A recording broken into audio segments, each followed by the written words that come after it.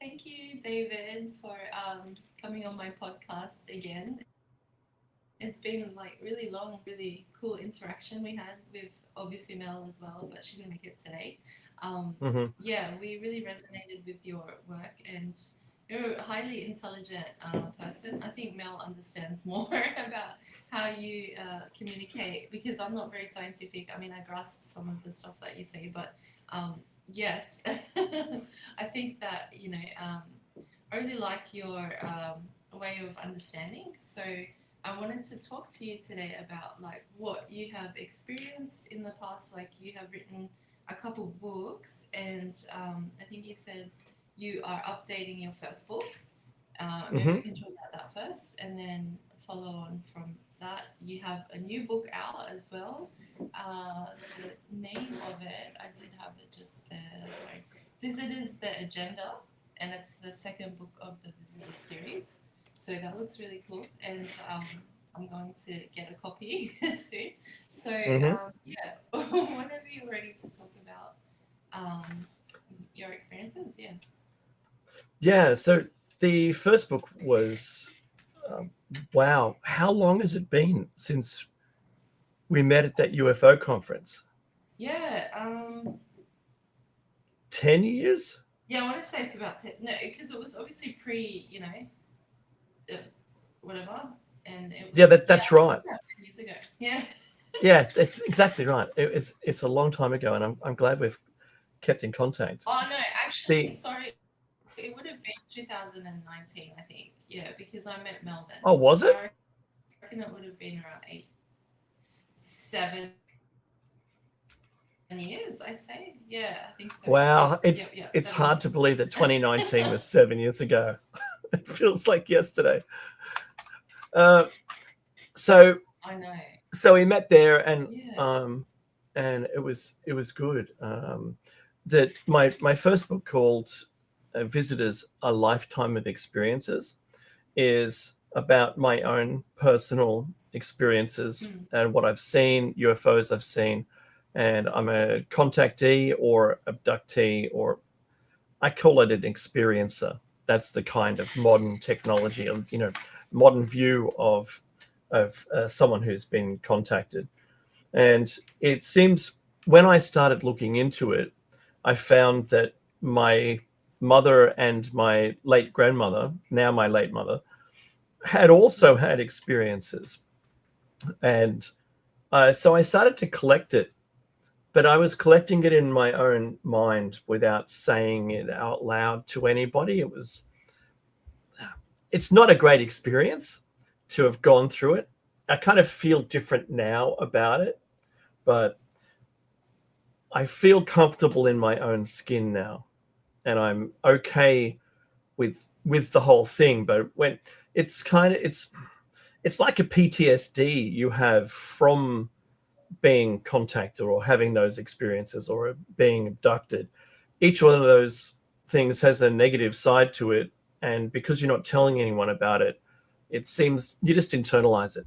And so being Yeah. able to write about it, and once I found out it was a generational thing in my family, uh, I was still happy to keep it concealed until my kids started having those same experiences. And then I felt like my mother did when I told her about my experiences. And again, how my mother must have felt with my grandmother when she told her about those experiences. So, uh, Mm-hmm. are we tracked by entities outside of our control? Is this I started asking all these questions about myself and about our family, our genetic history, and are we just part of a larger experiment, if all that makes sense? It doesn't seem to be a one off. And so I started collecting the information and talking to who was still alive in the family. And now, sadly, you know, they're gone and I can't ask any follow up questions. But I put the book together from my perspective. And then I included my mother's advice and also the stories my grandmother told. And that's in the book, Visitors: A Lifetime of Experiences. And then at the end of that book, I I promised to the audience that I was going to write a follow up, and it's been such a long time But I've got a radio show called Shiny Side Out, and it's on Yeah. Revolution Radio. And I've been interviewing people this whole time. So the kinds of guests that I've had on are, say, Susan Chancellor, a person I met online who'd had very similar experiences to me, also genetically or family trait. And she's from America, I'm from Australia, and we had almost identical experiences, which is just, when it's only happening to you and you don't talk to other people, it's something that you hold tightly to you. But when you find out someone else has had the same experience somewhere else on the planet that they've kept to themselves, and then you start to reveal it to each other, and then you don't add to your story. I've still got stuff that I don't reveal publicly. And so did she have the same kind of thing. She had things that she didn't talk about. But we were off air and started sharing and could not believe the similarities of the things that we kept private. They're identical. Wow. So outside of the mainstream view of what an abductee would experience, like you're in bed, then suddenly you're awoken and transported or carried, or you find yourself now awake on a steel, surgical table somewhere completely foreign to you that's all made of white light around you, and there's beings that you can't see, like you would never have identified those people, like they're not people, and they look foreign to you. They're alien, for want of better words, and they have large eyes, and they're doing some kind of experiment, and then you wake up back in your bed again. The first thing you do is question yourself, is it a dream? I don't know.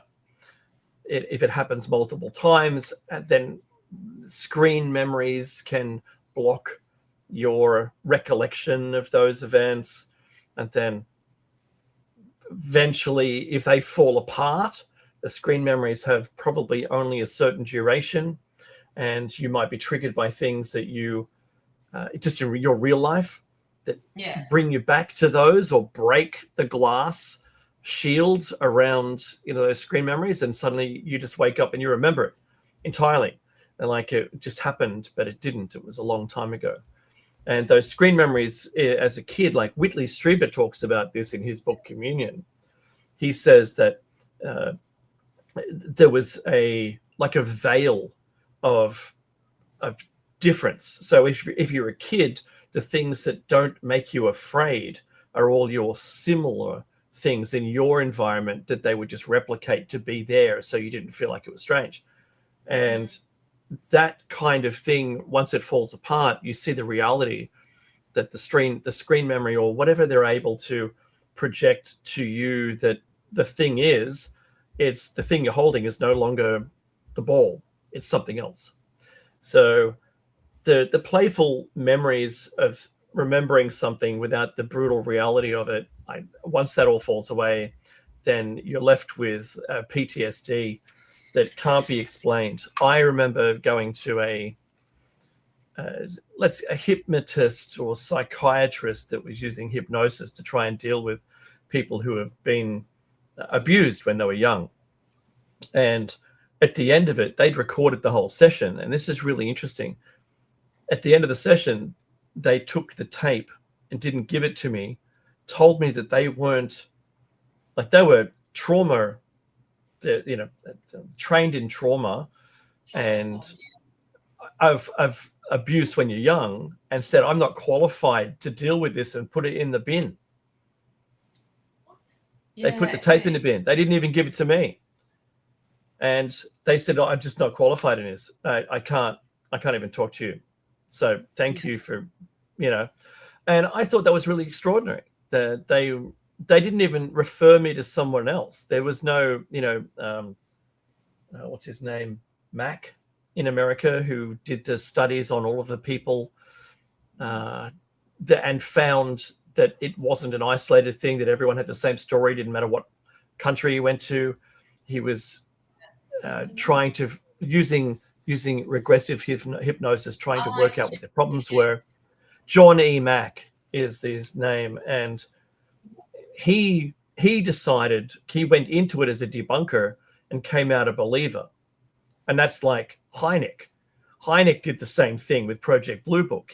Scientists that could easily just debunk anything, called it swamp gas or migrating geese, and was ridiculed by the people who were really experiencing it. And the same thing, he went in as a debunker. He ended up in the movie Close Encounters of the Third Kind.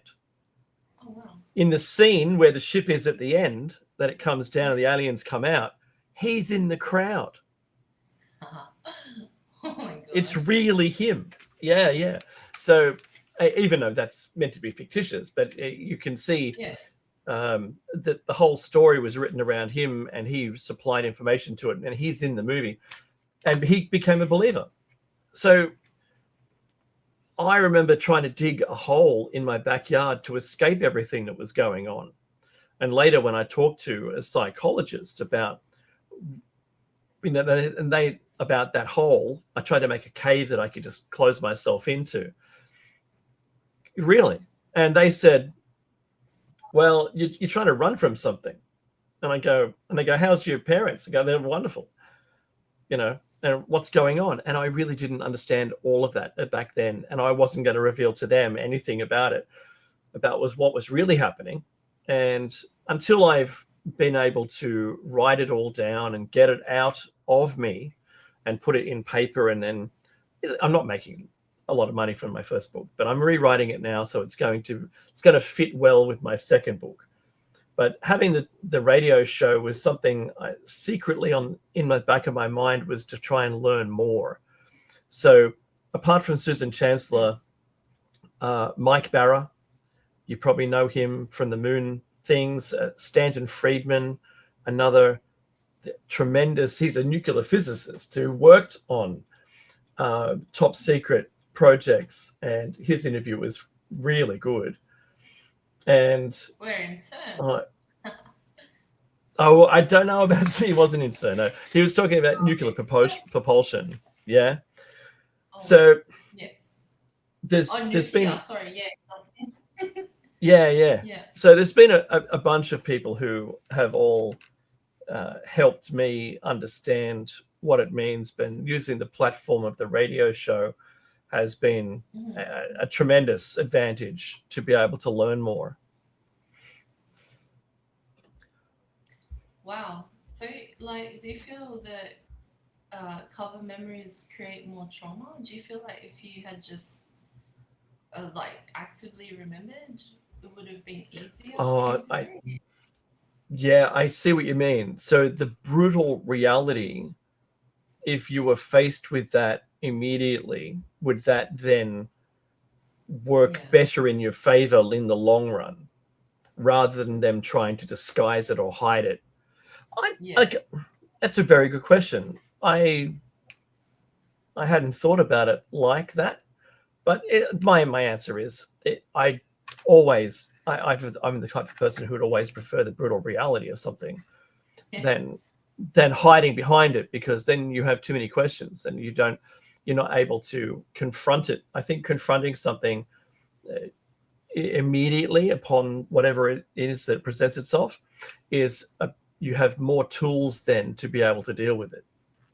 Yeah, exactly. It's kind of like being in survival mode. You just have a different fight or flight. Yeah. Exactly. So maybe it's because it could be sort of, because Valerie always told me that there's layers to consciousness, and it could be sort of like an initiate. It is very similar to what a shamanic initiation would be. And okay. I mean, I know it's not, because I mean, when Mel and I met you, we had a lot of synchronicities happen after that conference. And we started doing stuff to do with shamanism, and I think that it does connect in with that realm of the UFO, the paranormal stuff. They're very interconnected somehow. Do you feel that? Like, I know you're not probably, you don't talk much about that topic, but that's what I felt like. I don't know, like, I don't know how to explain it, but it's connecting to the field around you, I guess, is what shamanism is. Yeah. Well, shamanism would come out again if our civilization was destroyed, or there was a cataclysm or something, and we started to build again tribes and started from scratch, from small collections of people. And I talked about this on my last show, where there's a threshold of around about 20 people in a small group, which if you're a single person trying to survive on your own, it takes like 80% of your awake time to serve yourself. And if you get 2 people, it's down to about 70 or 60. And 3 people, it gets less and less until you have a comfortable society who doesn't have to work 100% of their time, apart from sleeping, to make the entire, because it's economy of scale, right? Everyone only puts in 10, 20%, and it's fantastic. So that kind of thing for a small community will always end up having a person who is more the medicine person or the shaman. It turns into the role adapts to that. And I've recently been listening to a podcast where they were talking about South American shaman who had put together a catalog of, if you add this root and this leaf and some of this liquid from another plant, you end up with a catalog of medicines, and that there's only a certain combination of that can be found, but with 1,000 plants, what works, what doesn't work, and they become like the medicine person and the shaman have the connection to the forest or the environment. It naturally occurs in a group, and I think that's a very special role.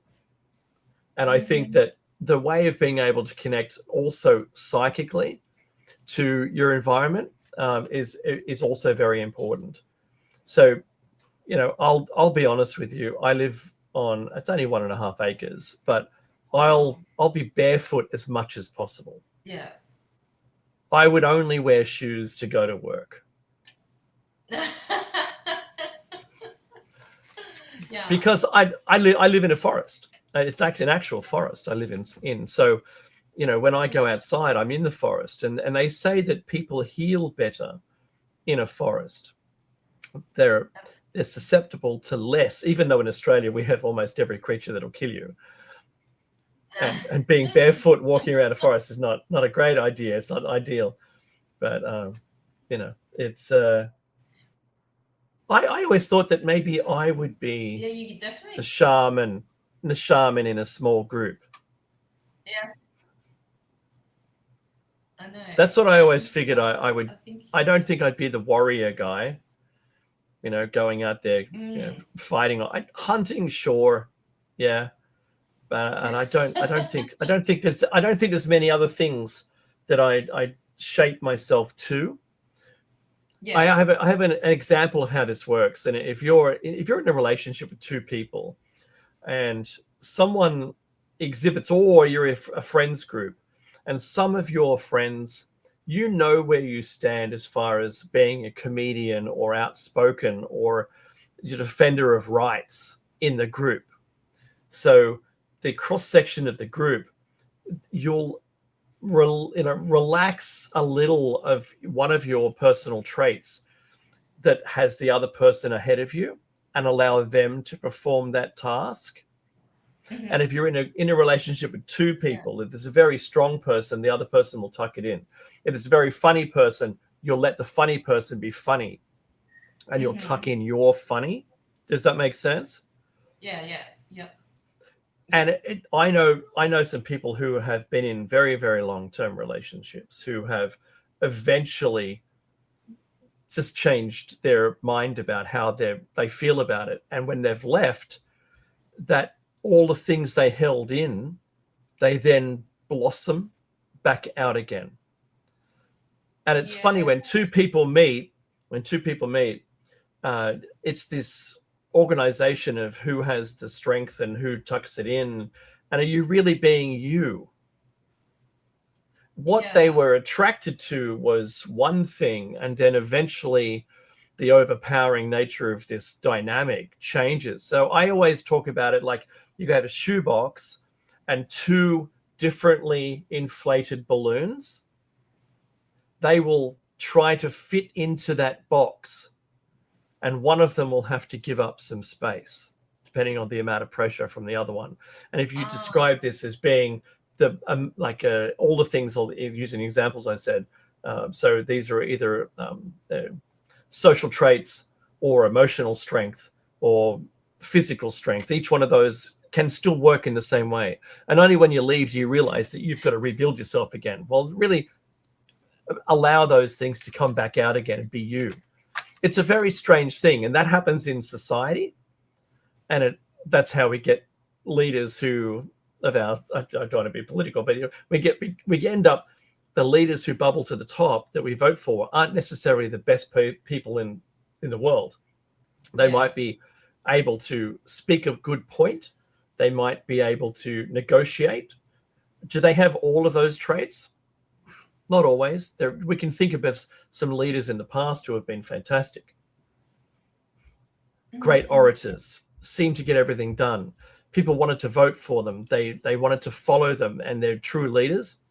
And then there's others that aren't. So the same thing happens in a small group and dynamic.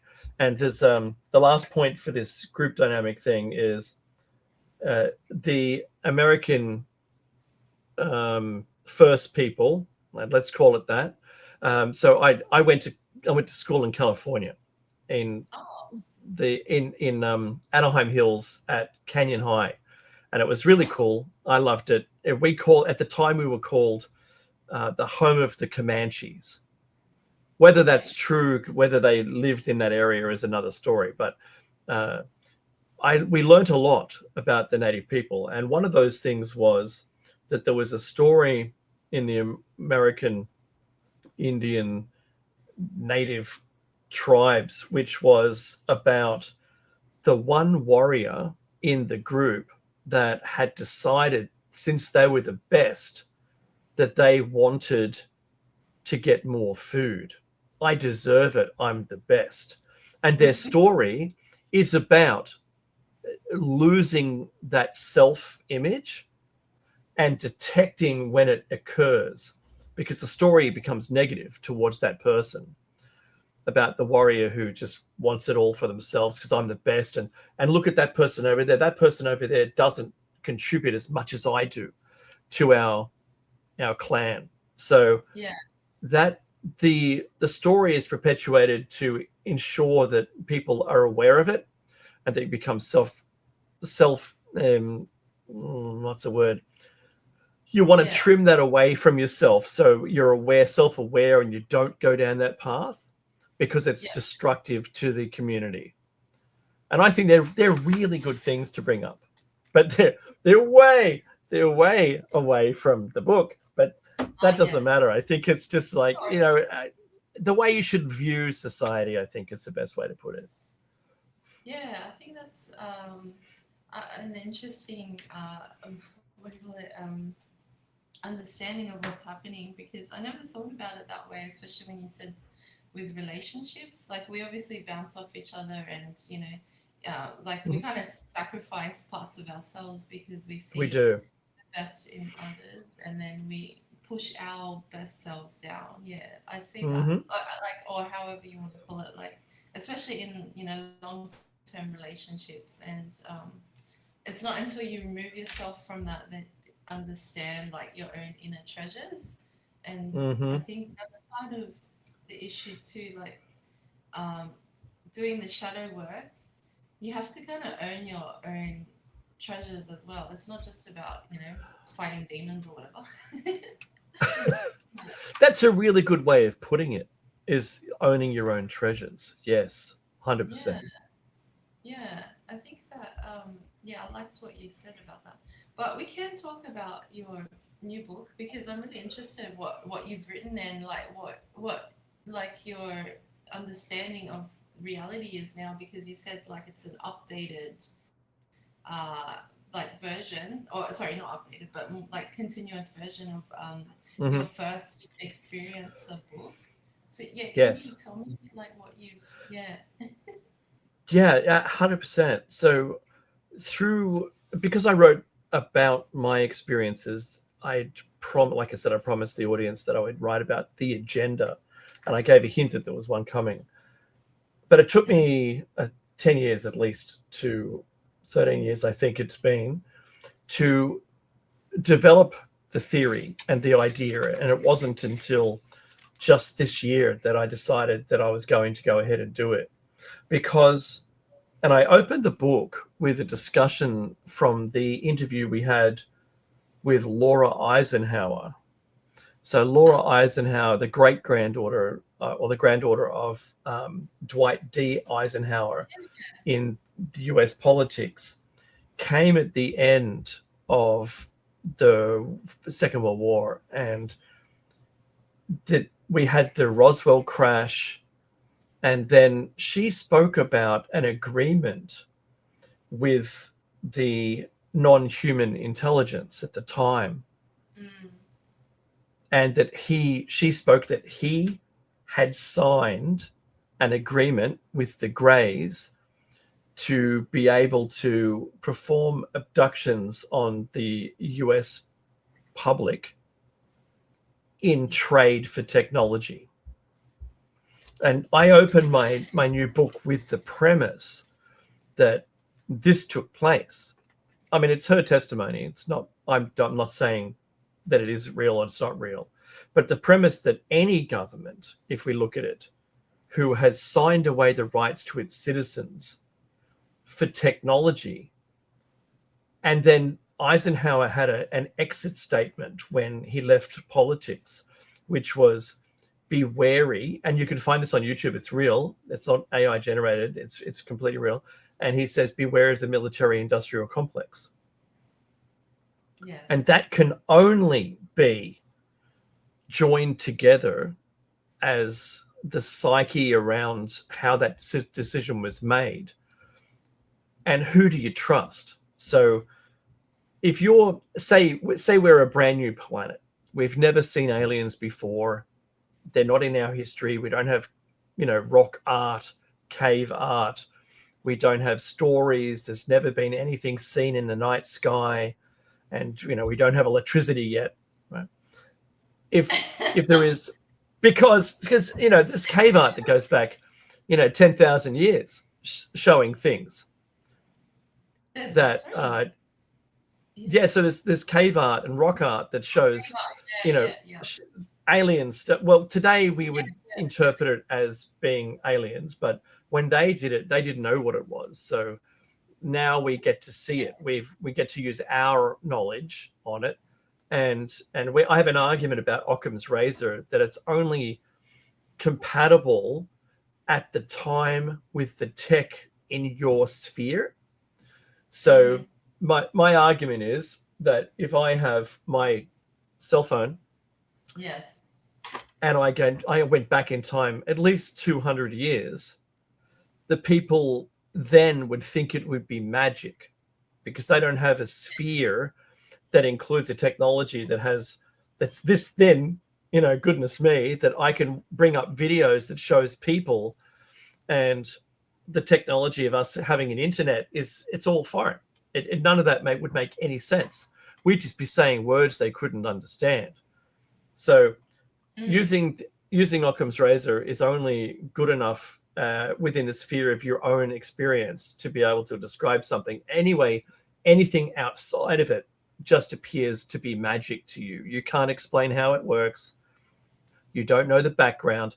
We have phones that don't have an instruction manual. You know that, right? I know. Yeah, true. Good point. They don't come with a manual. There's nothing. It's at all. Not in, and now they don't even come with a power cable. Yeah, I know. You've got to buy your own power cable. So my point is that someone who's not seen the technology before doesn't even know how to turn it on. They don't know how to use it. They don't know what it's for, right?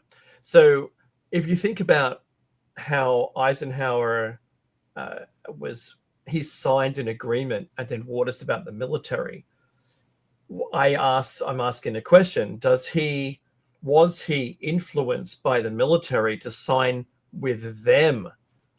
Because we know today that, and I released it's in the book, that there's insectoids like mantis people, bipedal mantises, lizard people, and I'm not talking about the royal family. I'm just saying that these are the aliens. There's the Nordics and the Greys. So in the media, in the mainstream media, they just in the last 6 months, they've decided to say this out loud without ridicule. And now we have the full disclosure coming slowly. And it annoys me that it's so slow, but I think there's an agenda there. The agenda is to release it. And I also have to say that I'm questioning in the book, I question whether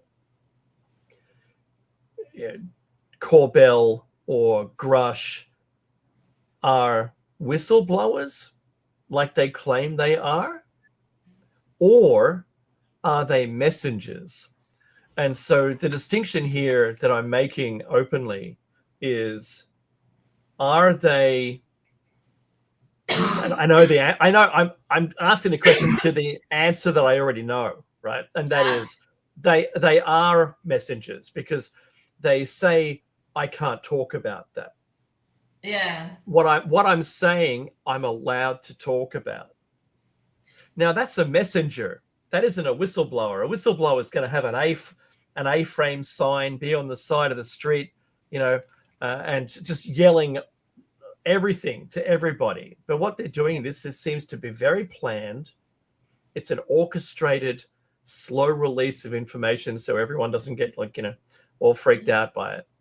And when they were talking about, like Grush was, for an instance, he says, were there non-human biologics? He says, well, I can talk about that in a skiff.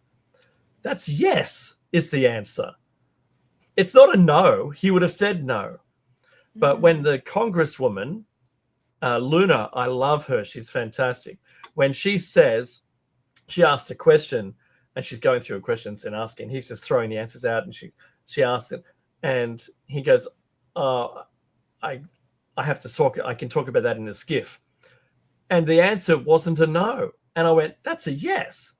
I know I just said that. I'm repeating myself, but to enforce the idea that they are simply only providing a script and talking inside that script, otherwise they lose all their privileges. Those people, if you were to speak about something you weren't allowed to talk about, that's definitely a messenger. And that's why I'm querying it. While we're all totally excited by the release of information, it then becomes an agenda, and that's why I've written the book. So to formulate my idea, I spoke to, and I've got them in order in the book. So Laura Eisenhower, Lloyd Pye talks about visitations and genetic mixing of cats and dogs for the cheetah. It's an amazing, he talks about the humans on the planet, where we were peers to Floriensis, Neanderthal. Forget the other ones. There's so many of them, but we were peers to them at the time. But we went from 48 base pair chromosomes to 46. And they call this the missing link. It was never described. The missing link was, how does humans go from that to that? It doesn't make any sense. Oh, they joined, the two chromosomes were fused together. Good. That's nice, but there isn't that. When has that happened? When has that happened in the rest of all of the life on the planet? And they just go quiet. they can't answer the question, because there isn't an example where the tree, the genetic tree, will cease and a new genetic tree will branch from it with a natural occurrence. There isn't. The evolution is real. We've got the examples to show that something evolves to something else, and that's fine. But the age of humanity is truly in question, and it could be 1.5 million years or more. It could be 60 million. We don't know. We don't really know. We've only, we find a jawbone here or a tooth here, and we try to piece it all together. And there's only a level of age of a bone which allows us to get any genetic material off it. So we're making a bunch of assumptions when we find a jawbone. That's it. Anyway, so Lloyd Pye was pretty cool. Jose Escamilla, now deceased, sadly. Kerry Cassidy, she led Project Camelot. So we interviewed her. Judy Carroll, she's an author. She wrote about her own alien experiences. Susan Chancellor was the one I was talking about. She's an abductee. Jim Mars, a researcher. So we interviewed him, and he's now passed away. But he told us about that Texas UFO crash that occurred before human flight, where they had the occupant of that UFO crash, and they buried it in the town's graveyard. It wiped out a windmill or whatever, right? And like a windmill thing, and crashed. And they took the occupant and buried it in they buried it in the graveyard in the town. And it was a famous sightseeing thing on Route 66. You could go to this thing and have a look.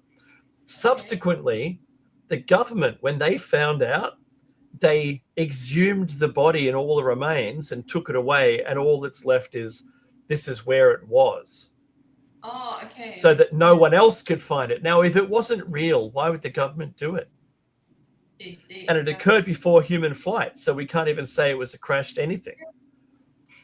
Oh, okay. That's really strange. It happened in the 1800s. It was really crazy. So we interviewed Mike Barra, Giorgio Tsoukalos, the hair guy from Ancient Aliens. The hair. Oh, yeah. I've seen the memes. Yeah. It's aliens. Yeah.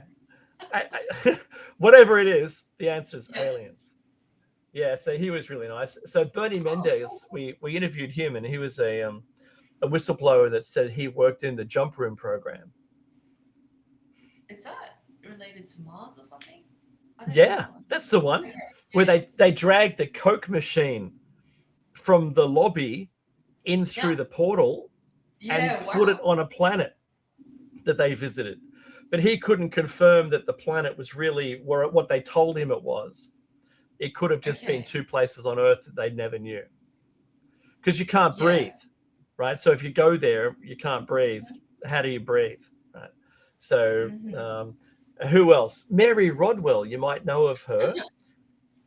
She's the psychologist that is working with abductees. So I've done a lot of work with her outside of what is on air, and told her about all of my experiences. Also Kathleen Marden, Stan Deo. I know I'm skipping, but I wanted to tell you about Stan Deo. He knew back in the 80s what we know now. Oh, wow. And he was working on anti-gravity propulsion in Australia. Oh, wow. For a collective of multinational science companies attempting to make it. He said they made it completely successfully, and it just got buried. It was it's crazy. So each one of these is like a stepping stone to understanding what the total agenda is, and I've put it all together. Also, Stanton Friedman, nuclear physicist. George Simpson, he's the Australian researcher for the Valentich case down in Melbourne. He was the guy flying the Cessna that flew from Australia to King Island and was meant to return back with crayfish. But he radioed into the control tower after he left Melbourne, and he said, "There's an object above me. Oh, now it's below me." And his plane, you hear metallic sounds, and his plane was never found. He was never found. There was no wreckage, nothing. He disappeared. So it was like his aircraft had gotten stuck to the side of a UFO or within the envelope of the UFO and was taken. Wow. It followed him for ages too. And it's all on, the original recording has now been transcribed. And while it might still exist, the original recording now, all we have is a transcription of it, and some voice actors have, replicated what that would have been. So we don't really have it anymore. Who else? James Bartley. He said he worked at Wright Pat Air Force Base. We know, you and I, we know James. Yeah. Clifford Stone. So Clifford Stone was one of those whistleblowers. Was at the National Press Conference in America, the first one, that said we as a government have documented 52 species of aliens so far. Mm-hmm. So we interviewed him twice. So we have 2 hours of him. And he said he was doing crash retrieval. And he said that during the Vietnam War, there was a B-52 that was lost, but they could never find it. And he said when they got to the site, the plane looked like it had just been lowered into the forest. There was no broken trees, no broken branches, and the plane was completely intact. And it could never have gotten there. And all of the crew were missing from it. It was like they'd been abducted in the air out of the plane, and the plane was just placed on the ground. Yeah. Wow. Just extraordinary. And we've got his testimony in our shows. And otherwise, outside of that, Barry Taylor, another ufologist. We haven't interviewed Bill Chalker, but I've sent him a copy of the book. So we're gonna do an interview with him, no doubt. And also Tony Healy. Tony Healy is still a cryptid researcher. So out of all the people we've interviewed, this order I've put together, I've curated into how I think this agenda is being sold to the public. Okay. And what it means for us. So each of these people give me just a little bit of information. And then we have those, 14 dead scientists in the US. Oh, yeah. So over the last 4 years, Ni Ling, she was working on anti-gravity, and she has scientific papers out there for her work. And she went to China and came back, and then she was run down by a car and never kind of recovered from it. So all of the other ones who have said they've worked on nuclear propulsion, they all end up either missing. And from the day that Donald Trump said we're going to release all their information, just recently, like this year, suddenly the Black Vault was deleted. And this guy for 30 years had been doing freedom of information requests and had been restoring it all in this cloud resource. He had a backup though. And hours after the information, the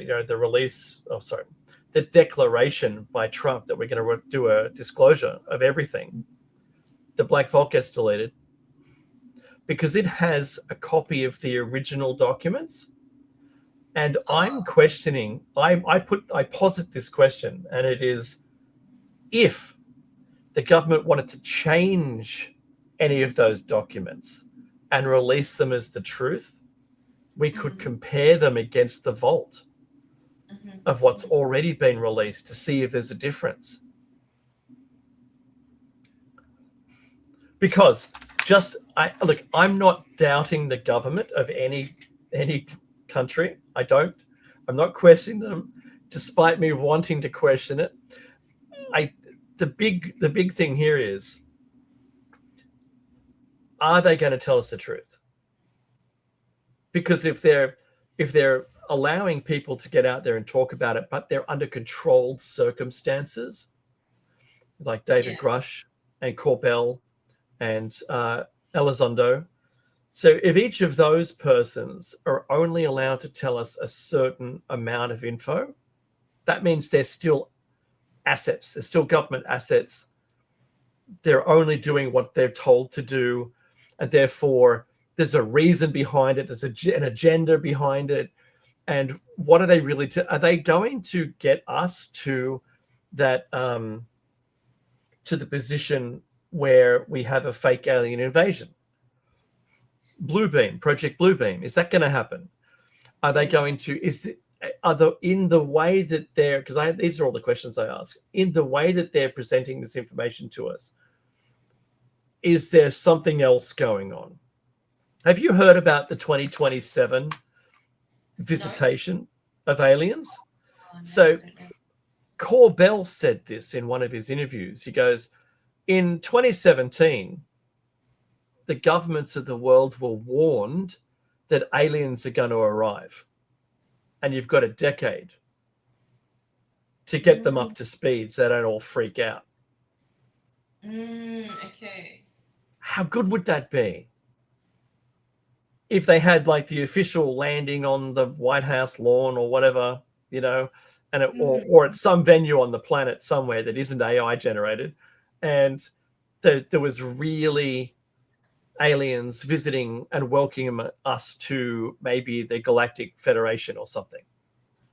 Yeah. I don't know. I just feel like this topic is so expansive. It just takes me to yeah. I think that there is a lot of fear, like you said, obviously, with all this stuff.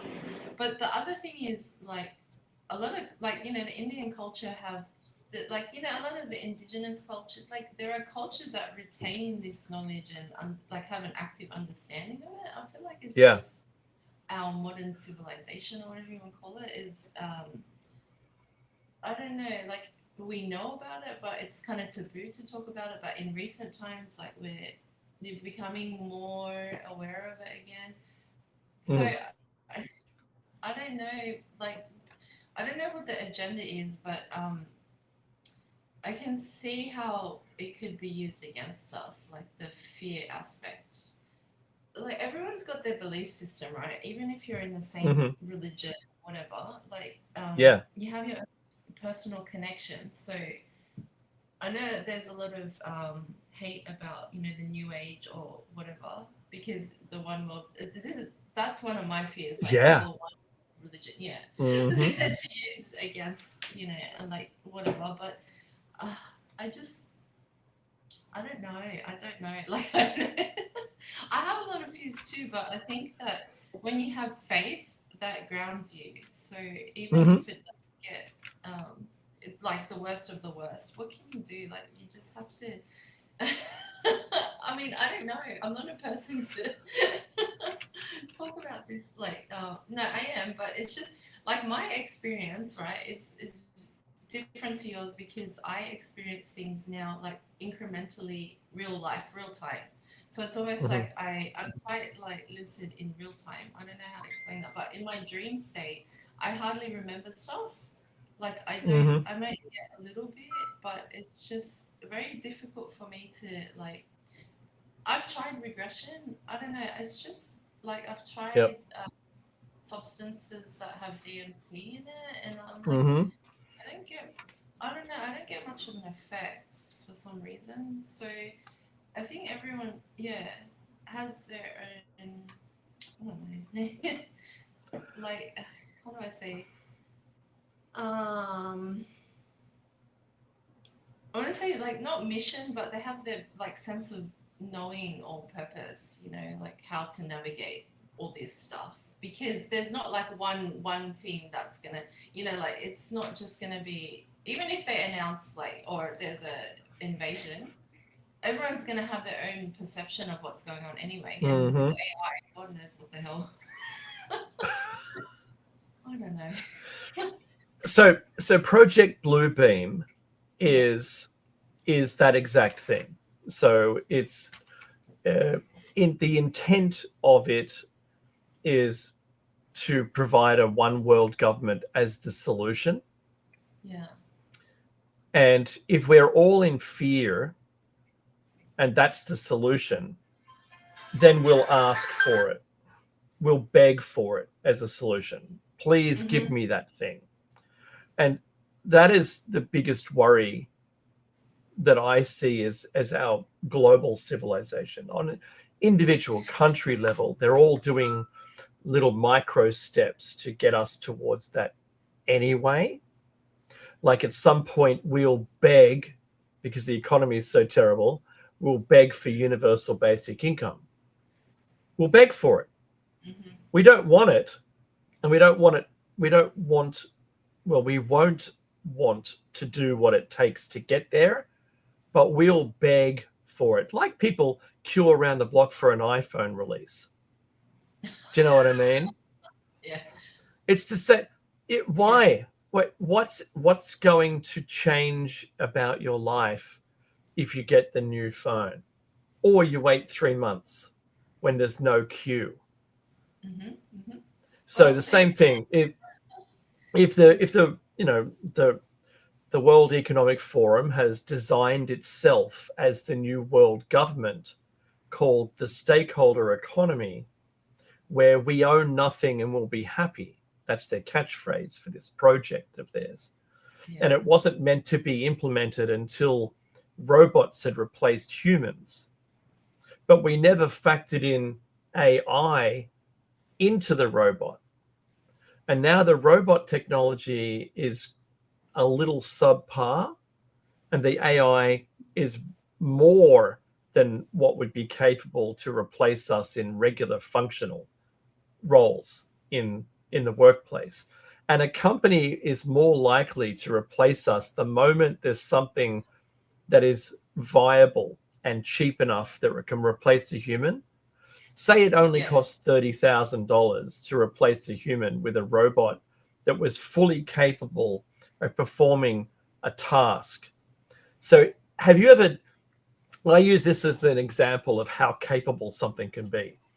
If you're going to hang clothes out on a clothesline and you just plunge your hand into the peg basket and you've got a bunch of pegs in your hand, and with whatever free fingers you've got, you place the clothes over the line and then negotiate a single peg out of the cluster of pegs you've got using dexterity to then clip it on, and then do the same thing, work another peg to the right orientation while still holding the rest of them and putting the second peg on. That's the kind of dexterity that I think it'll require to be able to replace us entirely in the workplace.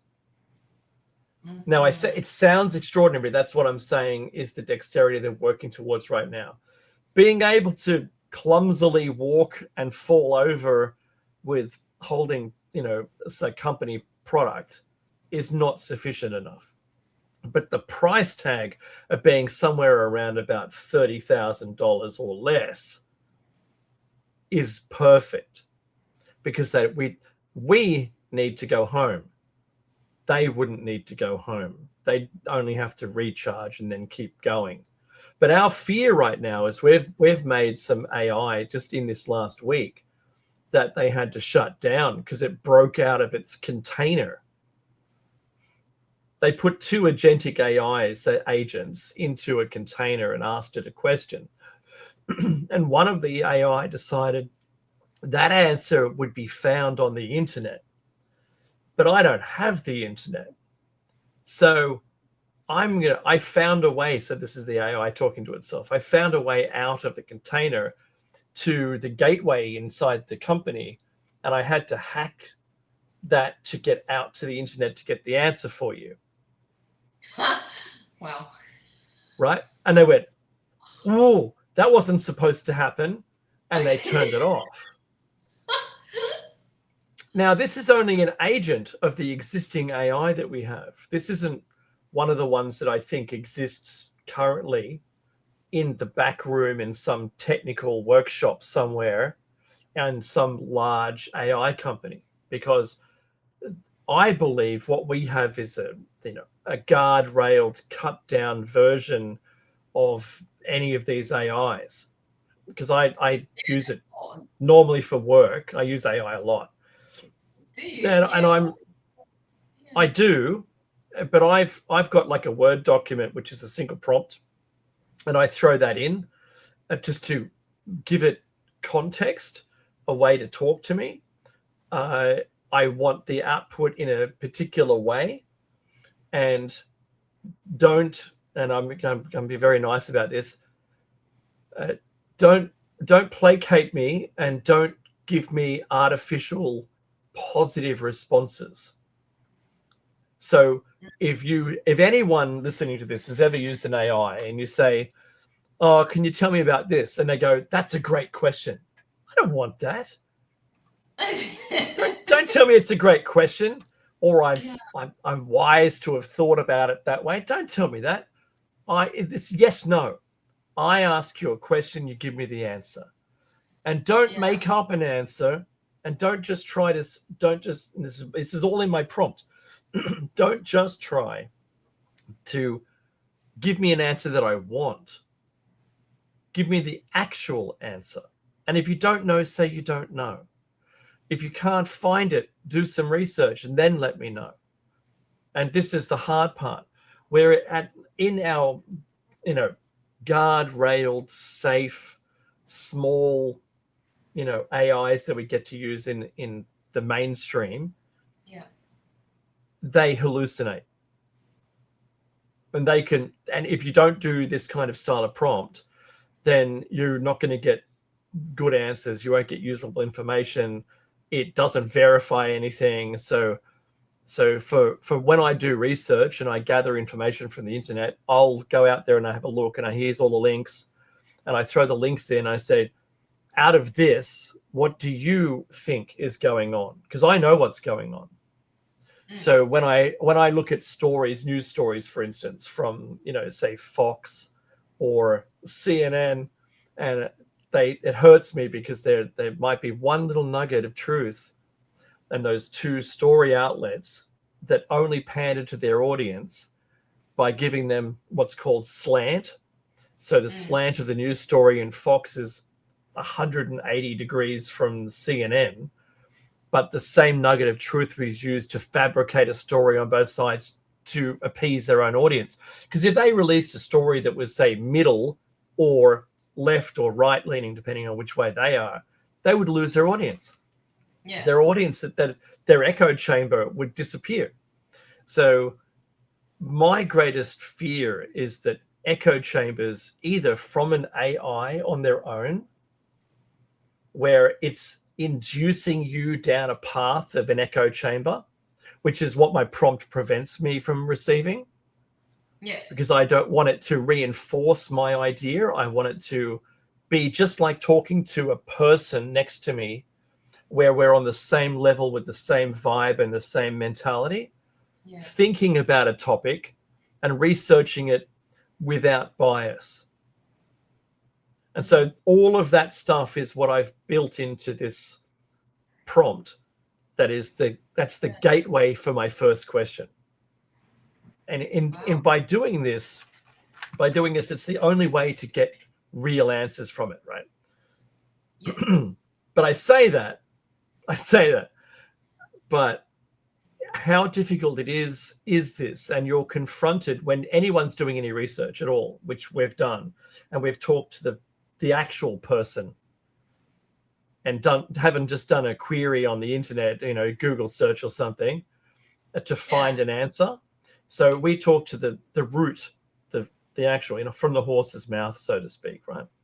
And get that information from them. Now, the idea about it being a collection of information towards an output is, and without bias, is such a challenge that you're confronted with this thing. And my point here is called astroturfing. So during that virus thing we had a while back, if you Googled any question about anything, it would give you the answer it wanted to give you, not the answer, not AI, but just Google, for instance. Yeah. Because astroturfing is a thing. Now, there's a lady that has a TED talk about astroturfing. And if your audience is really interested, go down that path and have a look. But she talks about working in the advertising and the media business for such a long time that they discovered that, say, let's make a fictitious example because I don't want to get in trouble. So say we have a product and we're selling it, but it's got some bad press and there's some side effects to it, doesn't matter what it is. Then we throw money at different research companies for them to produce output that supports our product. Yeah. And we then publish that everywhere. So no one can find the bad press anymore. Because anywhere you look, you only get the positive stories coming out. Even though the negative one is the truth and the positive ones were paid for. So if you follow the money from the research, you end up finding it was paid for by the company selling their product. And it wasn't independent research at all. And it had an agenda, another agenda. It had that idea based to push their product rather than tell you the truth about it. So those things are really important to try and identify. When every time you look for something, you only get the same answer. It may not be the truth. Well, it helps with discernment because, I mean, if you're looking at the same thing over and over again and you're thinking, like, why is everyone saying the same thing? So it's like, well, I don't think, like, for example, I mean, what's that? Like, there are plants and stuff that are, considered, you shouldn't have them. They're really, like, bad, like, not illegal substances, just, stuff that you can find, and they kind of put a warning on it nowadays or whatever, like it's common knowledge not to have it. But in actual fact, it's harmless or it's beneficial for you, that kind of stuff. Oh, like, yes. Yeah, like I don't know. I think that it's and the medicine in the medical industry is full of that, like with the side effects. So I know what you're talking about.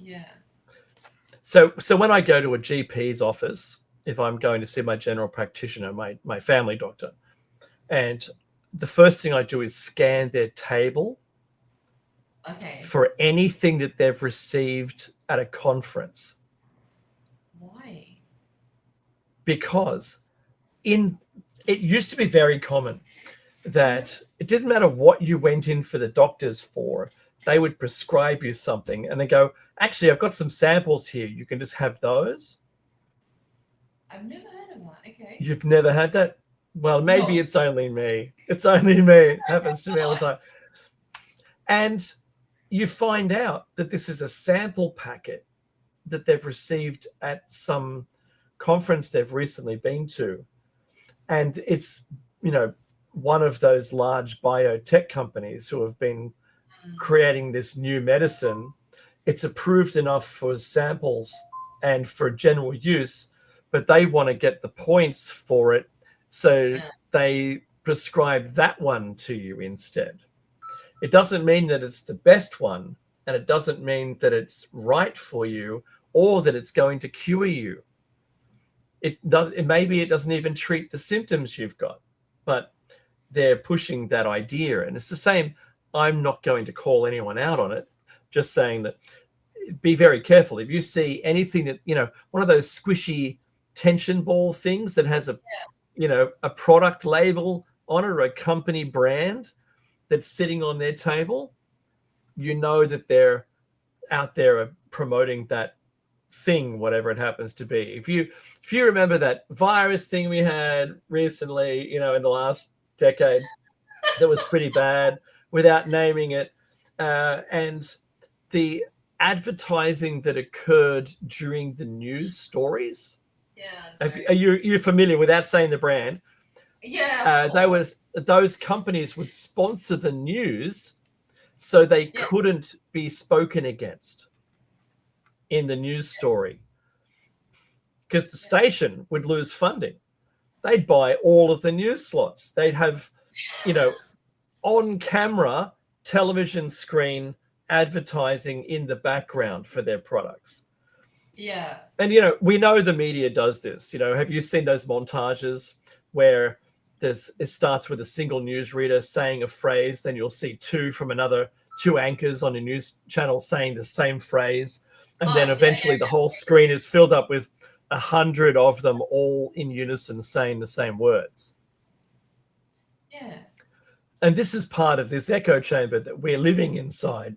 So it doesn't matter who you talk to, we're all receiving the same messages. And I have to argue that in contrast to this, the controls that we used to have were TV shows, movies, the news, and print media in all forms were all designed for us to keep a civilization moving in the same direction with the same voice. Slight differences within the same box, but still the same narrative being perpetrated. And that was Project Mockingbird that the US government now has revealed was a thing.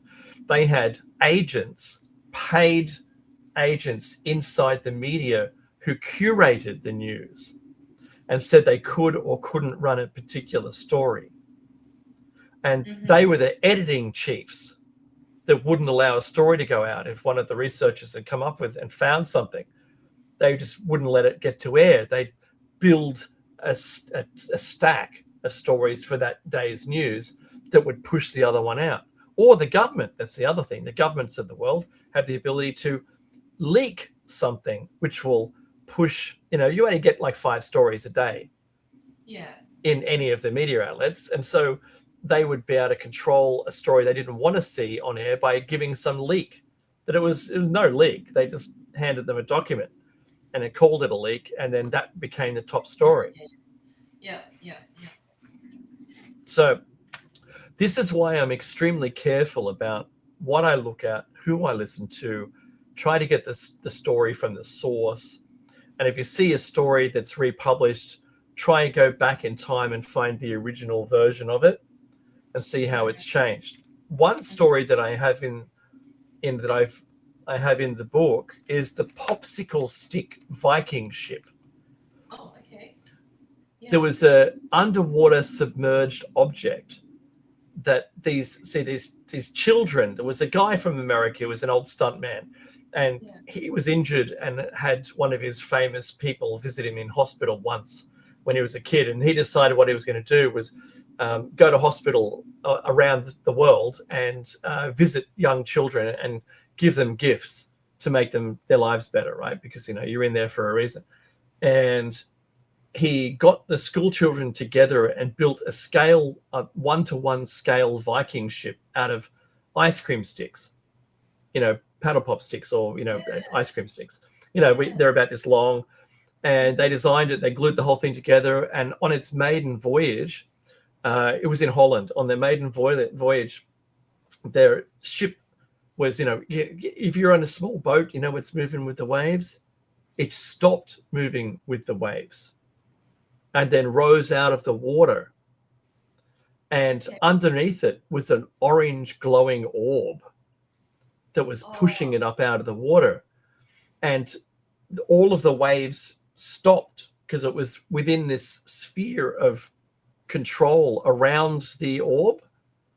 And to verify it, when it happened, it kind of broke the mast because it was a bit of a shock. And because they were right next to the shipping lanes, and they did a distress call, and one of those ships came to their rescue, but could observe that their ship was out of the water, being suspended in the air, only about a meter or something, by a glowing orange orb. And as soon as that happened, as soon as it was seen, but it wasn't the act of seeing, it just happened to coincide with this event, it's darted away from the ship, putting it back into the water, and going at like 100 kilometers an hour or something underwater, which is more than our tech can do. And then when they finally got back to shore, it's a great story. I've actually heard the original guy talking about it. But we never got to interview him. When it got back to shore, there was these strange gray jumpsuit guys with an orange orb on the epaulette. Like these were control agents trying to bring that story to an end. And they made him promise he wasn't going to say anything to the media. And when he agreed, and when he walked out of the office, he went straight to the media who were standing there with their cameras and told them the whole story. They could do nothing about it. So I found the story through another podcast, and then found the original print story, and I translated that, and that's in the book. Wow, that's pretty cool. What's with the orange? Because you also had experience with orange. Yeah, an orange orb. Yeah, so I was driving up the coast, and I talked about this in my first book, and driving up the coast from around just outside of Coffs Harbour, and an orange glowing orb about maybe 10 meters across started. It was down low enough, maybe, I don't know, 30 meters off the ground, but I was about to drive under it on the old road before the freeway, and I slowed up and just watched it, and it was affecting the sea mist was kind of making a little wake, but you couldn't see. I couldn't identify the sea mist. It was perfectly clear night. There was no clouds or anything, and no other traffic. And as it went across in front of me in the road, because I was not intentionally scared of it, and I wasn't reactive scared, but and I wasn't fight or flight. But my mother had given me warnings about the orange orb, stay away from them. So I was using that programmed instinct to not go beneath it and to watch it. And it gave me the opportunity to watch it go over the headland and plop into the ocean. And hundreds of people had reported seeing this orange orb this evening from its previous journey before it went into the, and I was the last to see it go into the ocean. And I was expecting the next day to see news stories about this thing. Nothing came into the news. And my brain was saying maybe it was like an engine from an aircraft or something. Made no sense. My brain was trying to make sense of it. Oh, wow.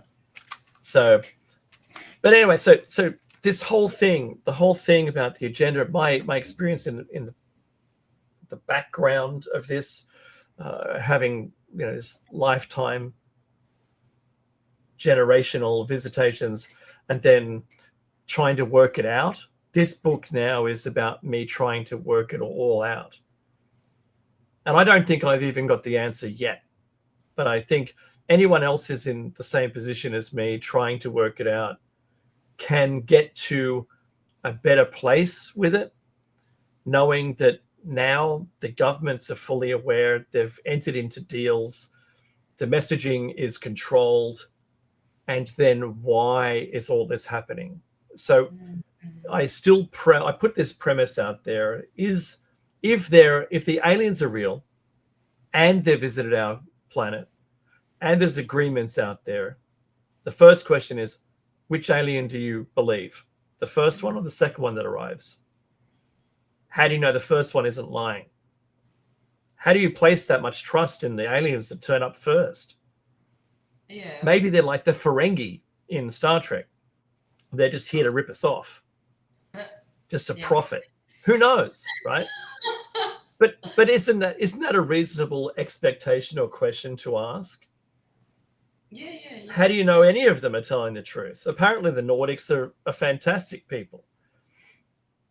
And you know what I mean?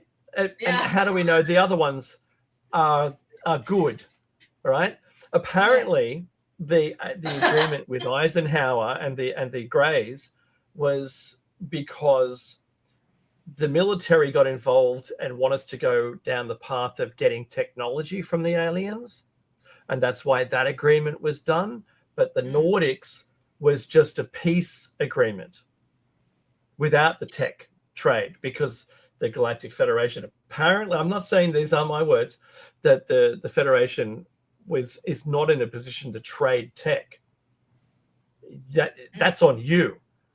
You know, that's on your civilization. We're just welcoming you into this group. And if you get to, you know, if you develop the tech on your own, fantastic, good for you. We'll see you soon. But the Greys were more about, we want to, there's some tech, we can give you some rubbish tech that doesn't work, and we'll just abduct everyone. But the numbers of abductions and the list of people that they'd been abducting kind of vanished away. They were abducting more than the agreement said that they were meant to be doing, and they just ceased telling the government who they were abducting. And then the Americans decided to do the MyLabs, the military abductions, to track what was going on with the people that were being abducted. Were they changing us? And they got all a bit paranoid. Mm-hmm. So it's all in the book. Wow. Okay. All of this is in the book. I can only label where we're at. So all the information has tags on it. Do you know what I mean? Yeah. And I'm just going, well, this is what we have now. And maybe there's going to be another book come out after this. Yeah, cool. Where we know. Yeah, true. I just was thinking, like, because you were talking before about, like, if we had a mass alien event, and I think, what do you think if, like, you know, some people are ready, some people aren't to see that kind of stuff? We'll just block it out, or like kind of like a screen stuff. And I don't know, because it's like obviously a collective field. We're all getting affected by it right now, like all the time, and it depends on your belief or perception as well. Like, how does that work? Do you think? I'm just trying to think how. I don't know. I don't know where I'm going with that, but I think it's a reasonable question. Mm. So how do you approach it?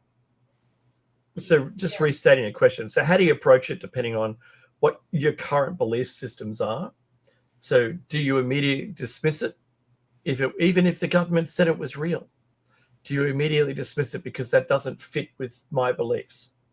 So that's got to be one group of people. The other ones were always in it. I'm one of those. Yeah. So I didn't even care if it's a lie. I'm still going to be part of it. But the people who would refuse to believe it, even if the government said it and it's not in their sphere and they don't have an alternative to it, like there's no religion there in their life. So those people, I think, are the ones that they're trying to feed this information to in the mainstream to get everybody across the line. Yeah, okay. Because the people with religion have a fallback position.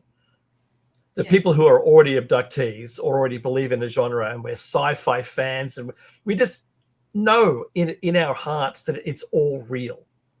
We're pretty good. We're going to survive that. Doesn't matter what happens. Even if they came down and started shooting at us, right? Even if the aliens just destroyed half the population. I'm not saying they will, but I'm just saying even if that happened, we've got sci-fi that backs it up. So we're kind of comfortable with it. We go, kind of knew that was going to happen. Or do you know what I mean? But it's the people who live a closed life, can't do change, don't want things to change, have a strong sense of self in this world. They're the ones who are going to have their foundations broken by a sudden information push against them where they become brittle. And I think that emotional brittle is the one that has the most possibility of being broken. And so the Brookings report, which came out, what is it, 59, I think, it's in my book, was created by determining these groups and deciding how much civilization disruption there would be if we were to come clean with everybody. And they decided that it would end our civilization. There'd be disruption so vast that we couldn't continue. and it would fail. Our civilization would immediately fail. People would panic. There'd be riots. People just wouldn't go to jobs anymore. And we'd all, we'd end up doing a king of the hill style of recovery where we take the government out, and there'd be such civil unrest. Now, there's more than 60% of the people who already believe it and are comfortable with it. So we have a majority already there. We have the fallback position people who have a supreme being in their lives in whichever way, shape, or form it is. And they're going to be comfortable because their fallback position are possibly already an understanding that maybe, when if it's all true, if aliens are real and they arrive and they say, we believe in religion too, but we just have a different one. And then we kind of all understand that all of our religions can be different and it's okay. That's so comforting. And that gets the rest of those people across. But though I think the fragility of the people who don't want to believe it's true and have avoided at all costs, even trying to think about it, they're the ones who are in the most danger. Yeah. From themselves. Huh? They're in danger from themselves, from their own thoughts. I think that's the danger. Yeah. Yeah. But when I look at it, and I think if I join everything together like a big plasticine ball of all the different things that are currently going on, I think we're just going to be led down the World Economic Forum's Great Reset and the controls and the CBDCs, the central bank digital currencies, owning nothing, signing all your goods away, your property away to the government so you can get a UBI. I think all of these are going to be in line. We're going to scream for them. There'll be people queued up to convert their assets to just free credits.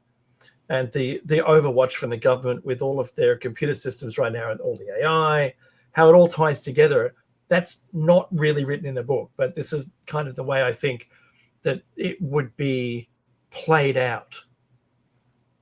Because the fake alien invasion is the thing that makes us want to go into that box. We'll happily secure ourselves in the box if it makes it go away. So 2027 is the year they say that this is, and I'm not saying it, but Corbell gave it away in an interview, saying that this is when aliens are going to arrive and the government just has to catch up. And that to me is that's the most telling phrase out of the entire genre that's ever been. And that's why if you see like an acceleration towards disclosure, how this might be and how it might play out. And I don't know. I wish I knew. I think we're going to find out.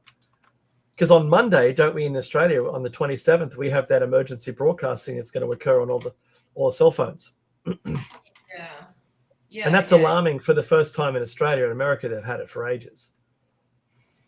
Oh, have they? Okay, yeah. Well, I'm switching. I think I just get to turn it off or something, right? Yeah, you can put your phone into flight mode for that period of time tomorrow. Yeah.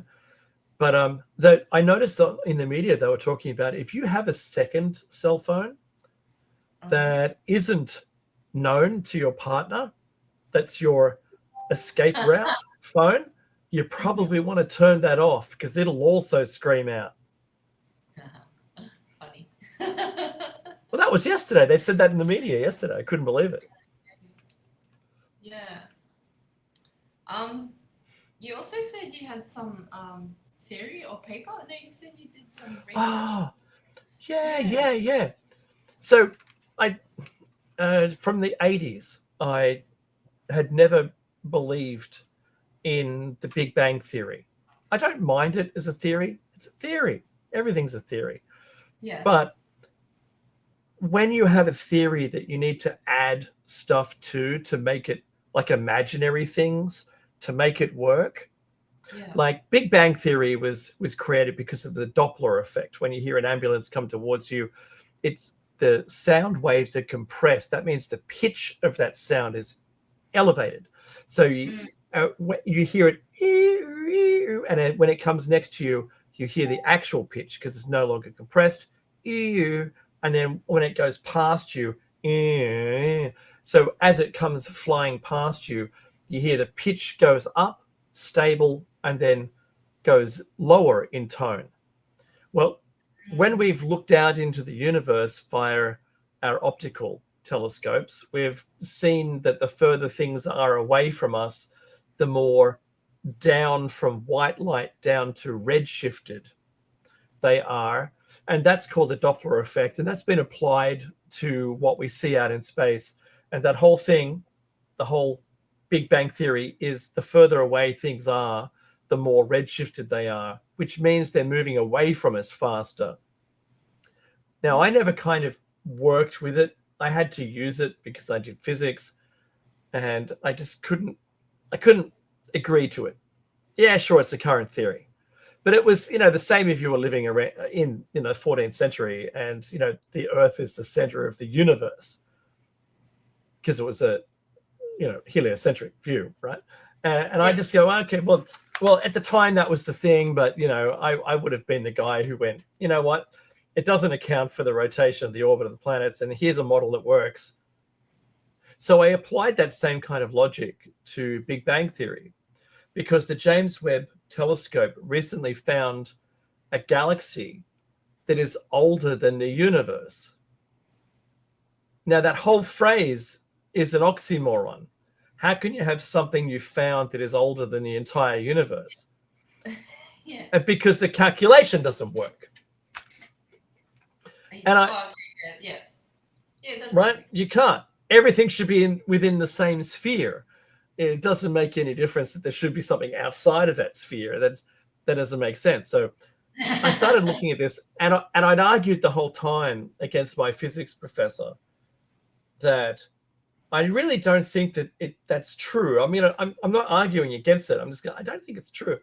And eventually, because we kept in touch, and it was I don't know, late last year, I said to him, look, I'm pretty certain I've got a theory that describes the universe that we live in. And he goes, and I told him about it. I'll let you know what it is. And he said, prove it. And so I went out to prove it, and I found this thing, because I think attaching Doppler to what we can see kind of worked, but then the explanation that the universe is expanding the further away from us, the faster it is, even to exceed the speed of light in expansion, makes no sense at all. Because then why and how? And if it was all in a single place, that would be infinitely large, but non-existent. And it's the explanation. And what I did is I thought, okay, so let's have a think about this. And when I did my research, I found a guy, I think it was in 1939, that postulated if light stays the same, so if I have a white light torch and I shine it, it's always going to be white light. It's always going to be white light. He goes, well, why isn't the sun, all the stars in the sky, why can we only see a few of them? Why isn't the whole sky brilliantly white?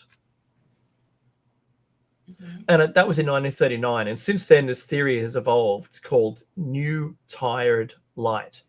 Like it's just tired. It wants to go to sleep, right? And it talks about the wavelength of light depreciating over time.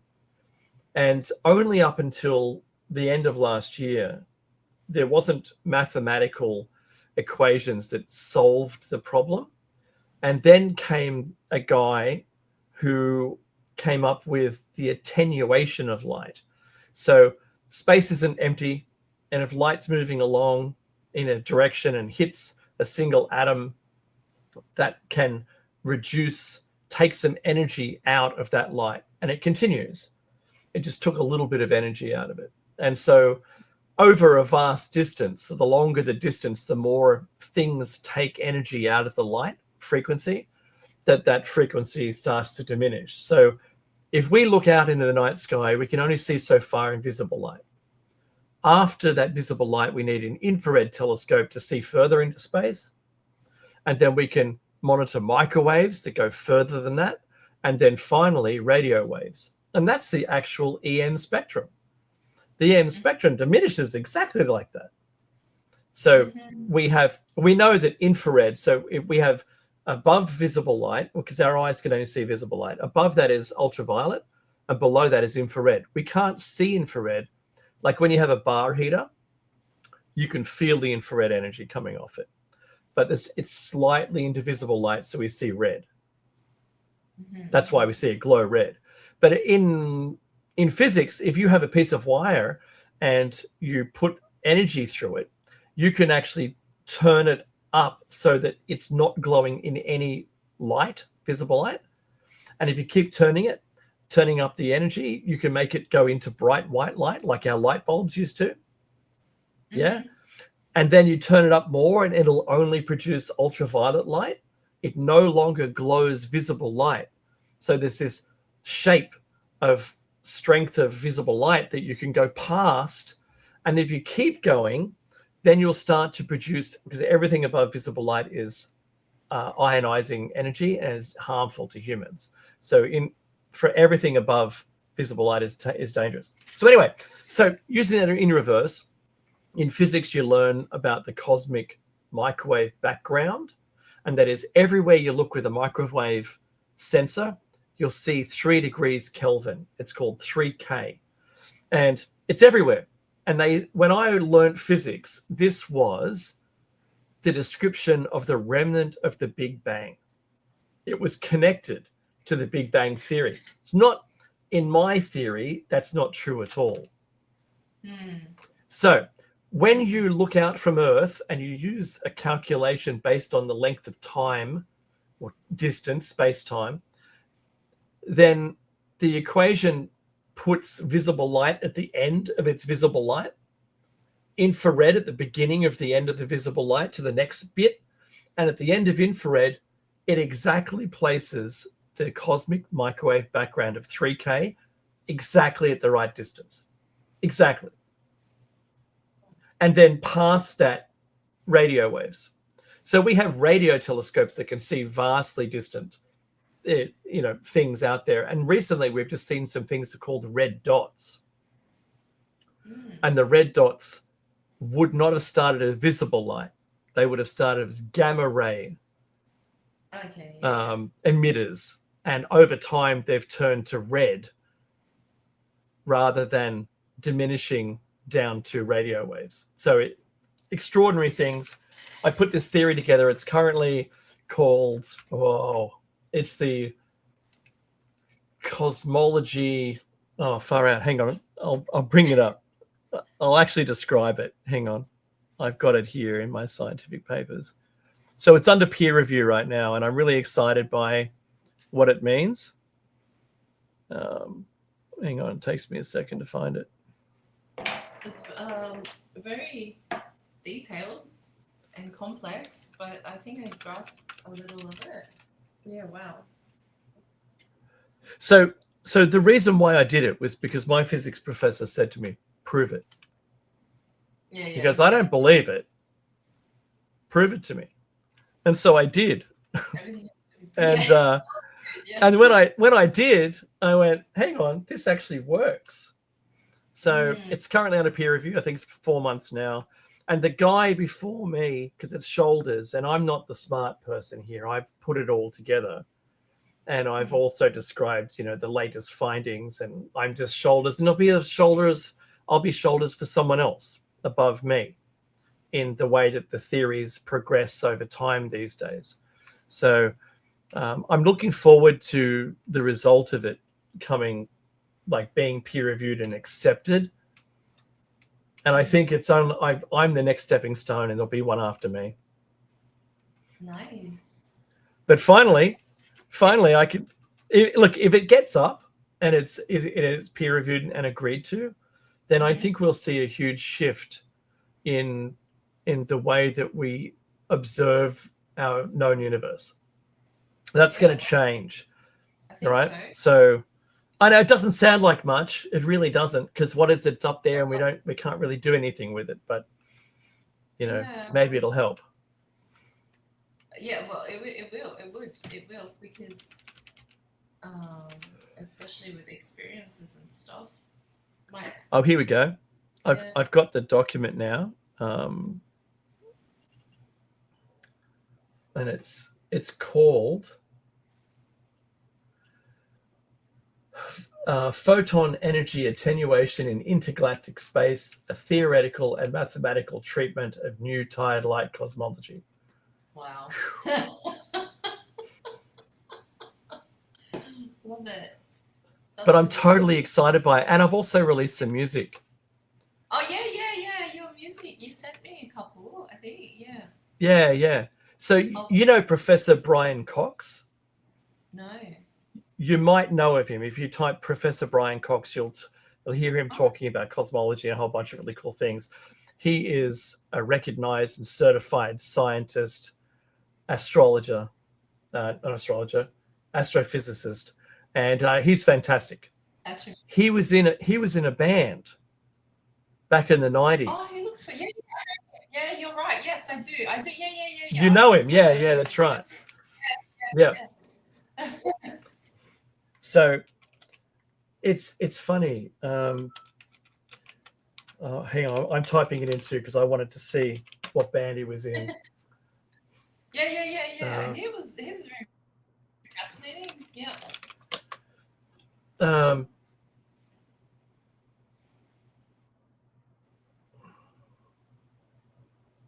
Oh yeah, D Ream. So D Ream is the band he was in, and he was the keyboardist. And they had a famous song called "Things Are Going to Get Better." And so I was a big fan of him back then, right?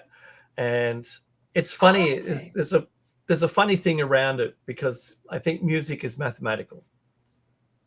We may not know it, but it's mathematical. And so when I was telling some of my friends that I've just released an EP and I've done a scientific paper and I've written the book, they go, "What?" And I said, I don't know. I got hit with, it's like a virus. You hit with an obsession to go and pursue something. So I just did. That's it. That's the only way I can describe it. And it kind of came prolifically to me after my dad passed away. Okay. It was very strange. And imagine if you had Red Dwarf, the TV show, talks about this, and it's like the good luck virus, like a sickness, but it gives you good luck. And there's all these different kinds of things that we don't know, or we don't identify as viruses, and one could be creativity. Yeah, for sure. It could be the Akashic record. It could be, you're visited by, ghosts or something. I don't know what it is, but from time to time, you just get extremely creative and you have to release it. Yeah. It's like divine inspiration. Kind of, yeah. That works. That works for me too. Yeah. It's weird. I know what you mean. Yeah. Well, I'm learning the violin very slowly, but yes, I am. Okay, so you're batting high on that because that's one of the most complicated instruments to play, no doubt. I love it. Yeah, it is a little. It is a little complicated, but the sound is just beautiful. So I know. Like, I hate reading notes, but I like listening to the bad notes that But I'm trying. There are very few string instruments that don't have frets, so you're playing to ear. Yeah, that's what you're doing with the violin. Do you know the violin was banned because it sounded too close to humans when it was invented? What? No, I didn't know that. Yeah, have a look. Have a look. It made a sound that was too close to humans, and it was banned. It's such an extraordinary thing. Oh, wow. Okay.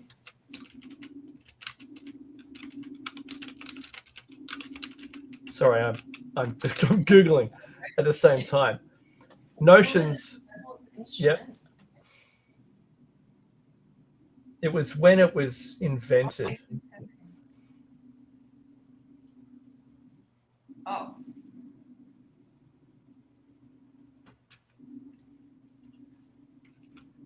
Okay. Was it invented in the 1870s? I don't feel like that doesn't seem. It sounds pretty. Maybe it was a bit earlier. Yeah. First violins imitated human voices, and there's a study at artdaily.cc. Yeah. And you can maybe send that to me. Yeah. Yeah, I'll send you the link. Yeah. I want to have a look at that. This is So 1570. Oh, okay, yeah. And it's such a healing instrument, honestly. I know. So the vibrations that it makes are so extraordinary. Yeah. That's sound waves, that they're multi-tonal. When you look at them on a spectrograph, you can see just how there is a harmony of sound coming from the violin, because the string resonates, but the body of the violin, made with the correct materials, has a unique sound to it, and it's just beautiful to hear. Yep. Yeah, definitely.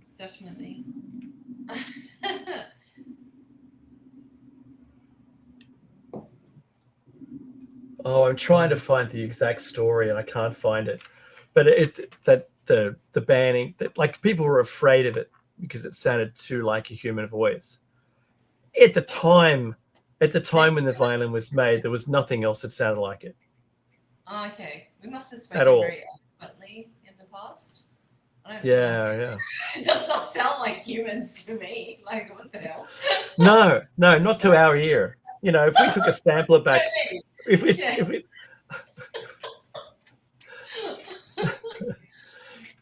well, yeah. So look, it's been a ton of fun catching up with you, and it's been such a long time. I know. Are you going to do any other conference in the meantime? No. Or no, I spoke at a conference a couple of years back, maybe 2019 or thereabouts, the Cosmic Consciousness Conference. But I didn't know that. Yeah, Coffs Harbour. Yeah, I was one of the. There. Okay. Yeah, one of the speakers there. Oh, cool. And now I've made this book. I think I could put something together for a talk. But we'll see what happens. I've got a couple of other podcasts that I've got some people inquiring about, and you've got a book out, talk about this, and I said, well, have a read first so you can ask some good questions, But I think we've covered off way more. You've got the first interview. Yay! Really? Thank you. I feel honored. You're amazing. Yeah. Well, if you do have some event or something, I'm happy to promote it and or help out or something. Mm-hmm. Yeah. That'd be awesome. Yeah. I'm looking for lifetime coffee from Soul Origin, if you can do it. Really? Yeah, Soul Origin's not bad. Is that your doctor promo thing? That's it.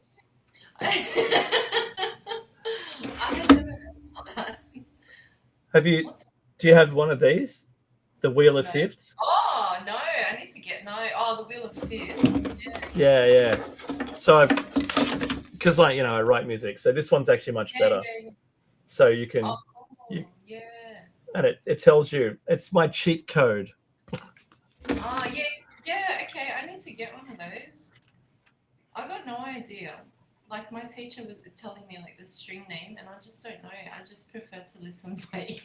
It's just too hard. I play by ear as well. My father was a bass player on a double bass. Oh, wow. Back a long time ago, back in the 60s, and he played by ear. and I've got the same skill. I play by ear. I know what sounds good, and I know what sounds good together.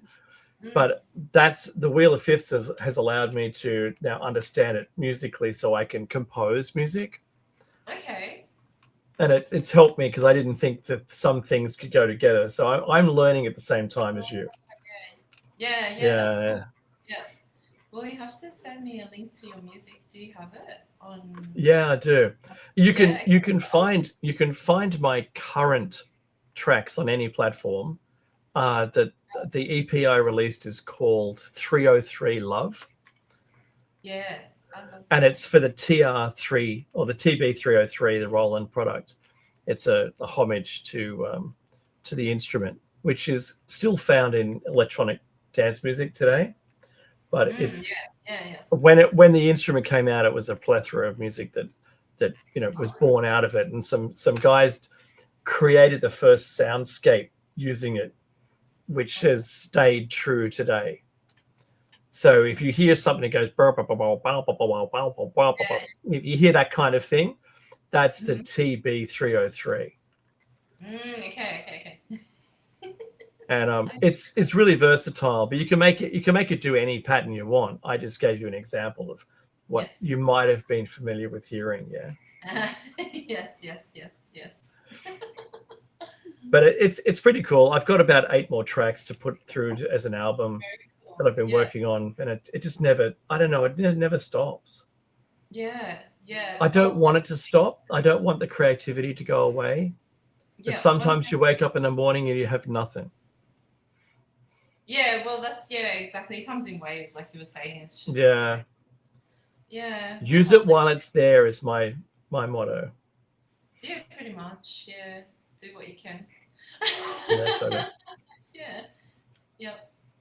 Well, I kind of I also get like a whole ball of inspiration, and then it dies, and then it's yeah. But I guess you need to integrate it as well. You can't just be like floating on whatever forever. No. Like remaining grounded is really important. Yeah. I get personally excited when I listen to something that makes me feel my own joy. Yes. And so I write for myself, and I've just found that I'm able to, that other people are enjoying what I'm writing for me, as far as music's concerned. Nice.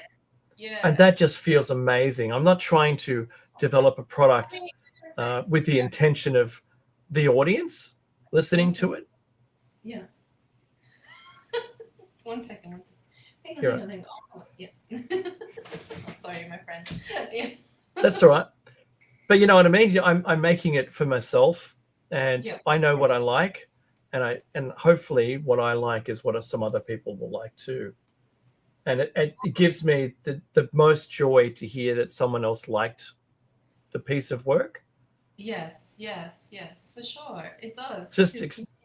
It's profound, the amount of enjoyment you can get. I suppose if I was a chef and someone liked the food I made, the same kind of feeling would occur. Yeah, well, it's exactly. It's like a shared experience then, right? Yeah. Thanks, David. You're welcome. Amazing. Yeah. So I will post the link to your book and your music. Yep. And anything else? I think maybe your paper's still on its way, so not yet. I can't release it until it gets peer reviewed. Yeah, it needs to. But I gave you a rundown of what it is, and it's the only one that's there at the moment. Yeah. Yeah. Fingers crossed. Yeah, I'm sure it'll be good. So, well, blessings to you and everything that you do, because you're very, I want to say, spiritual and scientific. I don't know how to describe you. You're very unique. Thank you. Yeah. All right. Well, I'll leave it for now because it's nearly 2 hours now. I know, right? I couldn't believe it. Yeah. Thank you so much again. And I'll post You're absolutely welcome.